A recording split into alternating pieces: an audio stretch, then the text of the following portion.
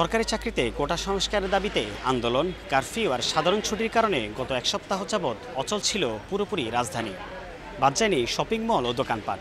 যদিও দ্বিতীয় দিনে অধিক আগ্রহে নিউ মার্কেটে বেচা বিক্রির জন্য সকাল ৯টা থেকেই দোকান খুলেছেন ব্যবসায়ীরা।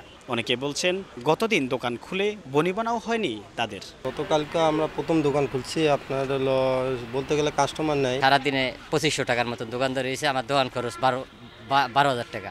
আমাদের পরিস্থিতি ভাই দেখতেছি তো, মার্কেট ফাঁকা। আমাদের পরিস্থিতি খুব করুণ অবস্থা ভাই। আন্দোলনের প্রভাবে ঢাকার বেশিরভাগ মার্কেট ও শপিং মলে ক্রেতার আনাগোনা কম। অনেক প্রতিষ্ঠানে পণ্য সরবরাহ করতে না পারায় বিপাকে পড়েছেন ব্যবসায়ীরা, যার জন্য দেখা গেছে বেশ কিছু দোকান বন্ধ। ১৫ দিন ধরে মাল আনতে পারতেছি না আমরা। বেচা কিনের যে অবস্থা, দেখা যায় ৫০০-১,০০০ টাকা বিক্রি করি আমরা। তো এই অবস্থা আমরা কিভাবে মাল আনবো? শুধুমাত্র বিপণী বিতান নয়, খাবারের দোকানিরাও পড়েছেন বিপাকে। ক্রেতা না থাকায় দোকান ভাড়া, কর্মচারীদের বেতন সহ বিদ্যুৎ বিলে টাকা পরিশোধ করতে পারা নিয়ে আছেন শঙ্কায়। আরএফএল কিচেন সিঙ্ক, স্বাস্থ্যকর কিচেনের চিরস্থায়ী সমাধান। সাধারণ মানুষ আতঙ্কে এখনো মার্কেটে আসতেছেন না। আমাদের যে পরিমাণের খরচ, আমরা যে সকালে আসি, দুপুরে লাঞ্চ খাবো, সে পর্যন্ত সে টাকাটা পর্যন্ত আমাদের আসে না। এই যে দোকানটা খুলে রাখছে, বিসমিল্লাহ হলে বাট্টা হয় না, বাট্টা হলে বিসমিল্লাহ হয় না। এইভাবে তো দোকানের স্টাফ বিদ্যুৎ বিল এটা কীভাবে দিবে?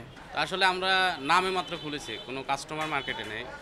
আমাদের যেমন সমস্যা হচ্ছে সামনে ভাড়া, তেমনি আমাদের কর্মচারী স্টাফ যারা আছে ওদেরও আসলে অনেক সমস্যা হচ্ছে। দোকানিরা বলছেন মানুষের মধ্যে এখনও রয়েছে আতঙ্ক, তাই বেচা বিক্রি পুরোপুরি জমজমাট হয় কিনা তা নিয়ে রয়েছে শঙ্কা। চলমান কারফিউর মতো জরুরি অবস্থা দীর্ঘ হলে ক্ষতির মুখে পড়বেন তারা। সাইফুল ইসলাম, সময় সংবাদ, নিউ মার্কেট, ঢাকা।